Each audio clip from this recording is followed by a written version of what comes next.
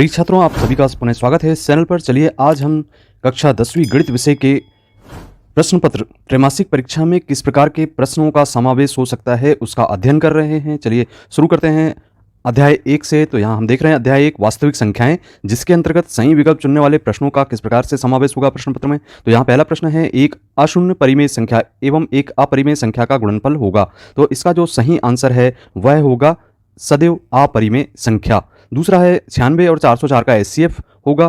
तो इसका सही आंसर है बी 4। आप 96 और 404 का यदि गुणनखंड निकालते हैं तो उसका एचसीएफ हमें 4 प्राप्त होता है। अब इसके बाद प्रश्न क्रमांक 3 है, किसी पूर्णांक m के लिए प्रत्येक समपूर्णांक का रूप होगा। तो इसका सही आंसर है सी 2m।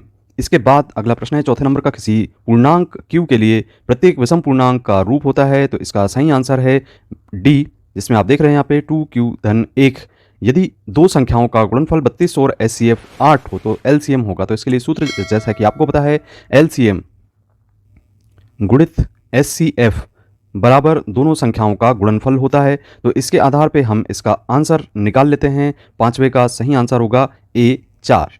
इसके बाद छठवां, यदि दो धनात्मक पूर्णांक p एवं q तथा p बराबर ab का वर्ग धन q बराबर a वर्ग भी हो तो एलसीएम p q होगा। तो इसके लिए भी इसी प्रकार से हम सरल करते हैं और इसका सही आंसर सी होगा, a की घात 3 इंटू b की घात 2। इसके बाद आइए प्रश्न क्रमांक 7 देखते हैं। यदि दो धनात्मक पूर्णांक a और b निम्न रूप में लिखे हों, a बराबर x की घात 3 y की घात 2 एवं b बराबर x y की घात 3, जहां x एवं y अभाज्य संख्या है, तब एचसीएफ ab होगा। तो इसका सही आंसर होगा b x y की घात 2।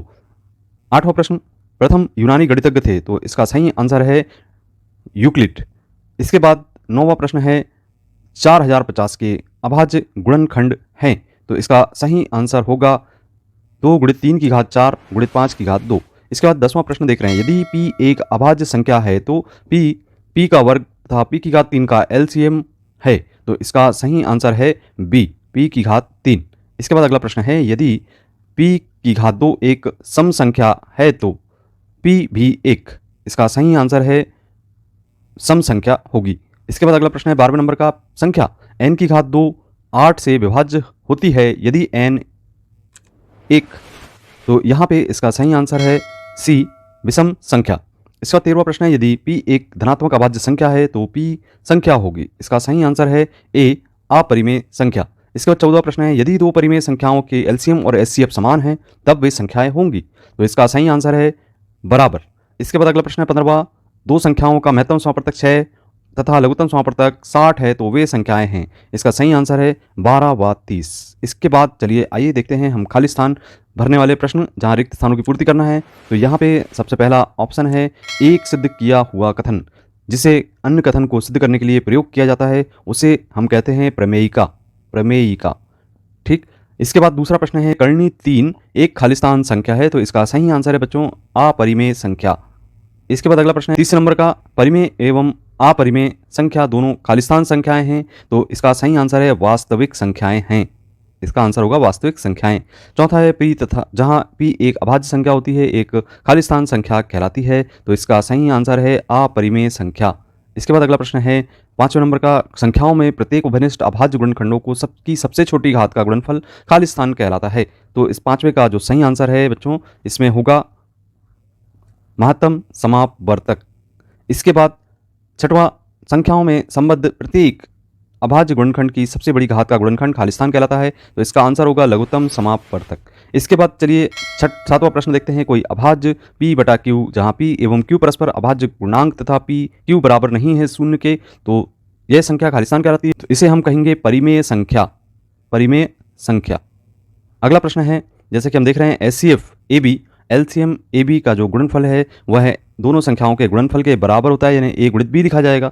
9वां प्रश्न है, यदि a बराबर x की घात 3 y की घात 2 तथा x की घात 2 y की घात 3 b का मान है, जहां x y अभाज्य संख्याएं एचसीएफ खालिस्तान होगा। तो इसको सरल कर लेते हैं हम। तो इसका सही आंसर है x की घात 2 y की घात 2। इसके बाद अगला प्रश्न है 10वां, कर्णी 5 कर्णी 3 1। तो इसका सही आंसर है अपरिमेय संख्या है। इसके बाद चलिए प्रश्न क्रमांक 3, सत्य एवं असत्य हमें बताना है। तो इसमें आप देख रहे हैं कि पहला प्रश्न है, प्रत्येक प्राकृत संख्या पूर्ण संख्या होती है। तो यह कथन सत्य होगा। इसके बाद अगला प्रश्न है प्रत्येक पूर्णांक प्राकृत संख्या होती है तो यह कथन असत्य है। तीसरा है प्रत्येक परिमेय संख्या वास्तविक संख्या होती है तो यह कथन सत्य होगा। इसके बाद चौथा प्रश्न है प्रत्येक वास्तविक संख्या अपरिमेय संख्या होती है तो यह कथन असत्य होगा। इसके बाद अगला प्रश्न है 5वें नंबर का अपरिमेय संख्या को संख्या रेखा पर अंकित नहीं किया जा सकता तो यह कथन बिल्कुल असत्य है। करनी 5 एक अपरिमेय संख्या है तो यह कथन बिल्कुल सत्य होगा। इसके बाद अगला प्रश्न है 7वें नंबर का, जिसमें हम देख रहे हैं प्रत्येक भाज्य संख्या को अभाज्य संख्याओं के गुणनफल के रूप में व्यक्त किया जा सकता है तो यह कथन बिल्कुल सत्य है। इसके बाद अगला प्रश्न है करनी 2 एक परिमेय संख्या है तो यह कथन असत्य है चूंकि यह अपरिमेय संख्या है। इसके बाद अगला प्रश्न है 9वां, प्रत्येक पूर्णांक को p/q के रूप में व्यक्त किया जा सकता है जहां p एवं q कोई पूर्णांक हैं लेकिन q बराबर नहीं है 0 के तो यह कथन बिल्कुल सत्य होगा। इसके बाद अगला प्रश्न है 10वें नंबर का, एक परिमेय एवं अपरिमेय संख्याओं का गुणनफल सदैव परिमेय संख्या होता है तो यह कथन बिल्कुल असत्य होगा चूंकि यह एक अपरिमेय संख्या होता है। इसके बाद प्रश्न क्रमांक 4, एक शब्द अथवा वाक्य में उत्तर लिखना है तो 4 एवं 5 का महत्तम समापर्त क्या होगा तो इसका सही आंसर है 1। इसके बाद अगला प्रश्न है 3 और 12 का लघुत्तम समापर्तक क्या होगा तो इसका सही आंसर है 12। इसके बाद अगला प्रश्न है दो संख्याओं a b के एलसीएम ab एचसीएफ ab क्रम 1 x एवं y है तो a b x और y में क्या संबंध होगा। इसका सही आंसर है a गुणित b बराबर x गुणित y। इसके बाद अगला प्रश्न है यदि a बराबर b q तो a और b में क्या संबंध है तो यहाँ पे b a का गुणनखंड है। 5वें नंबर का प्रश्न जहां पे हम देख रहे हैं यदि p एक अपरिमेय संख्या है तो p कौन सी संख्या है तो यह एक अभाज्य संख्या होगी, यह एक अभाज्य संख्या होगी। 6वां है यदि p एक अभाज्य संख्या है और q धनात्मक पूर्णांक है तब यदि p a वर्ग को विभाजित करता है तो कौन सा तथ्य निश्चित रूप से कहा जा सकता है तो इसका सही आंसर है p a को भी विभाजित करेगा। 7वां है अंकगणित का आधारभूत प्रमेय लिखिए तो इसका सही आंसर है प्रत्येक भाज्य संख्या को अभाज्य संख्याओं के एक अद्वितीय गुणनफल के रूप में व्यक्त किया जा सकता है जबकि गुणनफल का क्रम कैसा भी हो। इसके बाद चलिए सही जोड़ी यहाँ पे दिखाई दे रही है, इसका मिलान करना है तो सही जोड़ी के मिलान करने के लिए आइए सबसे पहले 2n धन 1 जहाँ n कोई धन पूर्णांक है तो इसका सही आंसर होगा विषम संख्या। इसके बाद 2m जहाँ m कोई धन पूर्णांक है तो इसका सही आंसर होगा d सम संख्याएं। धन पूर्णांक तीसरे का सही ऑप्शन है e प्राकृत संख्या। इसके बाद परिमेय एवं अपरिमेय संख्या चौथे का आंसर होगा a वास्तविक संख्याएं होंगी। ऋण p जहां p धन पूर्णांक है तो इसका सही आंसर है अधिकल्पित संख्या। यूक्लिड विभाजन प्रमेयिका के अनुसार यहाँ पे जैसा कि हम देख रहे हैं a बराबर b q धन r शून्य छोटा है बराबर है r के और छोटा है b के। तो इस प्रकार से ये थी आपकी सही जोड़ी। इसके बाद चलिए कौन से प्रश्न हम तैयार करें तो यहाँ पे आपको ये बहुत ही महत्वपूर्ण प्रश्न दिखाई दे रहे हैं, आप इनको जरूर अध्ययन करें और त्रिमासिक परीक्षा में अध्याय 1 में इनको महत्वपूर्ण मानकर चलें। तो पहला प्रश्न है यहाँ पे 6, 72 और 120 का अभाज्य गुणनखंड विधि से एचसीएफ और एलसीएम ज्ञात कीजिए। क्रमांक 2 जहाँ यदि एचसीएफ 306 657 बराबर 9 है तो एलसीएम 306 और 657 ज्ञात कीजिए। इसके बाद अगला प्रश्न है तीसरे नंबर का, जैसा कि हम देख रहे हैं यहाँ पे संख्याओं 6 और 20 के अभाज्य गुणनखंड विधि से एचसीएफ 6 20 एलसीएम 6 20 ज्ञात करना है। बहुत ही महत्वपूर्ण प्रश्न है। इसका अगला प्रश्न है यहाँ पे चौथे नंबर का जहाँ पे 96 व 404 का एचसीएफ और एलसीएम ज्ञात करना है।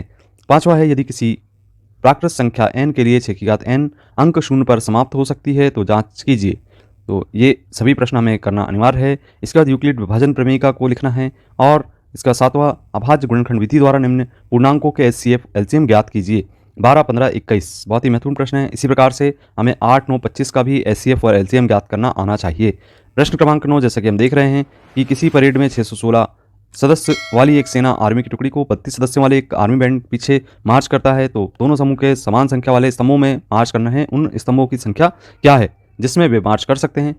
प्रश्न क्रमांक 10 जिसमें एक मिठाई विक्रेता के पास 420 काजू की बर्फियां और 130 बादाम की बर्फियां हैं, वह उनकी ऐसी ढेरियां बनाना चाहता है कि प्रत्येक ढेरी में बर्फियों की संख्या समान रहे तथा ये ढेरियां बर्फी की परात में न्यूनतम स्थान घेरे। इस काम के लिए प्रत्येक ढेरी में कितनी बर्फियां रखी जा सकती हैं। तो इस प्रकार के प्रश्नों को हमको हल करना है। तो आपको समझ में आ गया होगा कि हमें परीक्षा की तैयारी किस प्रकार से करनी है। यदि आप इसी प्रकार के कंटेंट से जुड़े रहना चाहते हैं तो आप इस चैनल को जरूर सब्सक्राइब करें। मिलते हैं अगले वीडियो में। धन्यवाद।